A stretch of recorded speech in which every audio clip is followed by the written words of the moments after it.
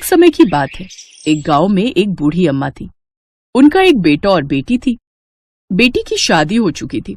एक दिन भाई दूज के त्योहार पर बेटे ने बहन के घर जाने का आग्रह किया तो बूढ़ी अम्मा ने कहा, बेटा तेरी बहन तो बड़ी कालिया है, हर वक्त वो लड़ती है और तू उसके घर जाकर क्या करेगा। लेकिन बेटे के आग्रह करने पर बूढ़ी अम्मा ने उसे अनुमति दे दी। भाई अपनी बहन से मिलने के लिए घर से निकलता है। रास्ते में उसे एक नदी मिलती है। नदी कहती है, मैं तेरा काल हूँ, मैं तुझे डुबाऊंगी। तब भाई कहता है, मैं कई साल के बाद अपनी बहन से मिलने जा रहा हूँ, उससे मिलकर आने दो, फिर वापस आते वक्त तुम मुझे डुबा देना। तब नदी मान जाती है और उसे रास्ता दे देती है। फिर वो थोड़ा आगे बढ़ता है तो रास्ते में उसे सर्प मिलता है। सर्प कहता है, मैं तुझे डसूंगा। तब भाई कहता है, पहले मुझे अपनी बहन से मिलकर टीका लगवा लेने दो, फिर वापस लौटते वक्त तुम मुझे डस लेना। सर्प भी उसे रास्ता दे देता है। फिर वो आगे बढ़ता है तो आगे जंगल में उसे एक शेर मिलता है। शेर कहता है, मैं तुझे खा जाऊंगा।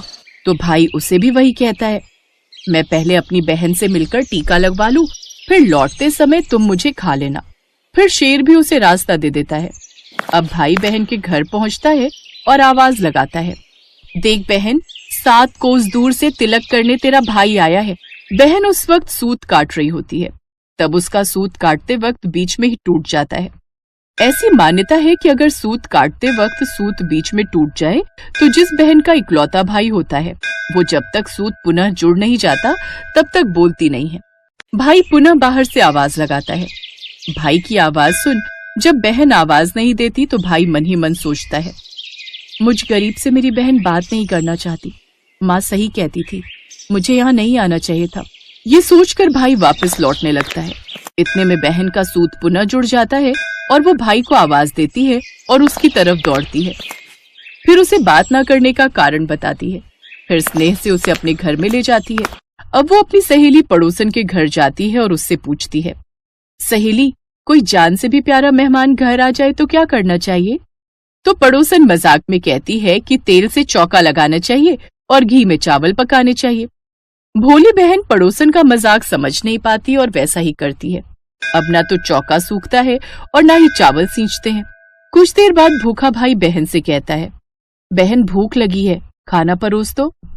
तब बहन बोली, भाई आज ना तो चावल सींच रहे हैं और ना ही चौका सूख रहा है। तब भाई बोला, बहन कैसे तूने चौका लगाया और कैसे तूने चावल चढ़ाए?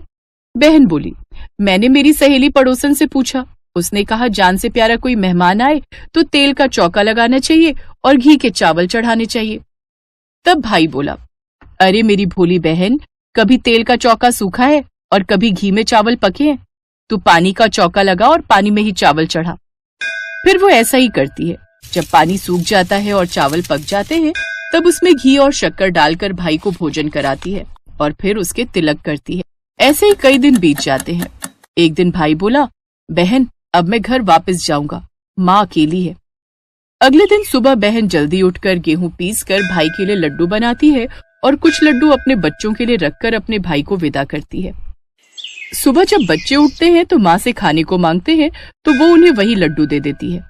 फिर वो देखती है, ये क्या, सारे लड्डू हरे रंग के हो गए। फिर वो चक्की में देखती है तो उसमें गेहूं के साथ एक सांप भी पिस गया होता है। वो उन लड्डुओं को फेंक देती है, फिर अपने भाई के पीछे भागती है। रास्ते में एक पेड़ के नीचे उसका भाई बैठा हुआ होता है। उसे देखकर भाई ने पूछा, क्या हुआ बहन? तो बहन पूछती है, मैंने तुझे लड्डू बांधे थे वो कहाँ हैं? तो भाई बोला, तेरे लड्डू मैंने अभी नहीं खाए, पेड़ पर टंगे हैं, ले ले। वो पेड़ से लड्डू उतारती है और वहीं गड्ढा कर उन लड्डुओं को गाड़ देती है। फिर अपने भाई को सारी बात बताती है। भाई बोला, बहन तूने एक बार तो मुझे मौत से बचा लिया, लेकिन मैं पीछे कईयों को साई देकर आया हूँ। फिर वो बहन को सारी बात बताता है। वो दोनों वहां बैठकर बात ही कर रहे होते हैं कि बहन भाई से पानी मांगती है। भाई बोला, थोड़ी दूरी पर एक तालाब है, वहां से मैं अभी पानी लेकर आता हूँ। बहन बोली, मैं खुद जाती हूँ और पानी पीकर वापस आती हूँ। वो पानी पीने तालाब पर पहुंचती है तो देखती है कि वहां एक बुढ़िया बैठी हुई होती है। वो उससे पूछती है, माँ तुम यहाँ तालाब पर क्यों बैठी हो? तब वो बुढ़िया कहती है, मैं विधाता हूँ, एक बहन के भाई की तांत गढ़ रही हूँ। तब वो पूछती है, माता, वो भाई कौन है? तब वो विधाता कहती है एक भाई जिसके प्यार में उसकी बहन ने सांप की हत्या कर दी। बहन सोचती है यह तो मेरा ही भाई है। वह घबरा जाती है और विधाता से पूछती है, माता, उस भाई को इस श्राप से बचाने के लिए क्या करना होगा? तब वो विधाता बोलती है, उसकी एक बहन है, जब वो उसे गालियां दे और उसकी शादी होने तक यदि उसके हर घात को टाल देती है तो उसका भाई बच सकता है।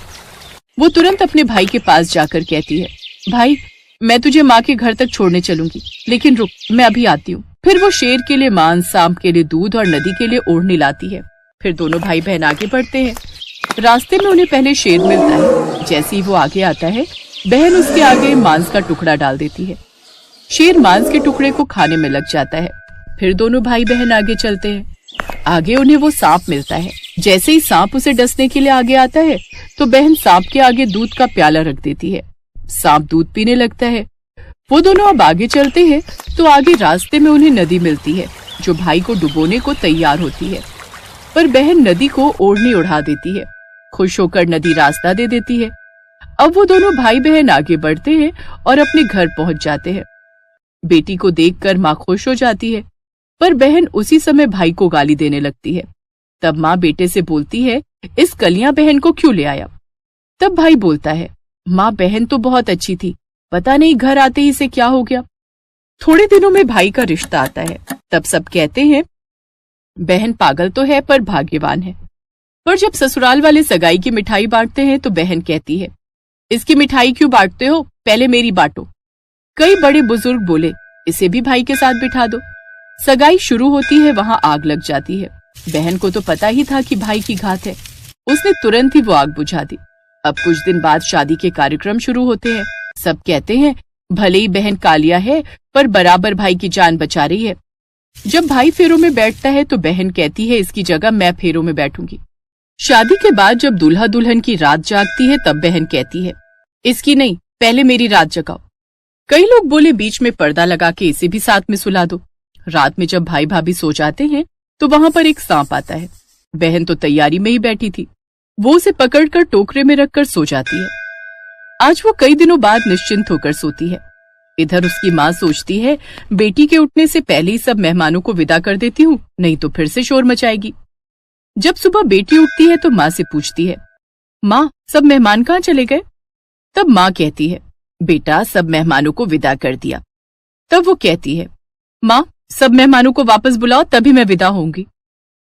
उसके कहने के अनुसार माँ सब मेहमानों को वापस बुलाती है। तब वो माँ से कहती है, माँ, आज के दिन के लिए ही मैंने पालने में पूत और चूल्हे पर दूध छोड़ा था और पागल हो गई थी। मेरे इस भाई पर 7 घात थी, वो टालने के लिए मैं ऐसा कर रही थी। उसकी ये बात सुनकर माँ और भाई बहुत खुश हो जाते हैं और सबसे पहले अपनी बेटी को विदा करते हैं और उसके बाद सभी मेहमानों को विदा करते हैं। इस दिन के बाद से ही हर बहन अपने भाई की लंबी उम्र की कामना से भाई दूज का त्योहार मनाने लगी। इस दिन भाई को टीका करती है और ये कथा सुनती है।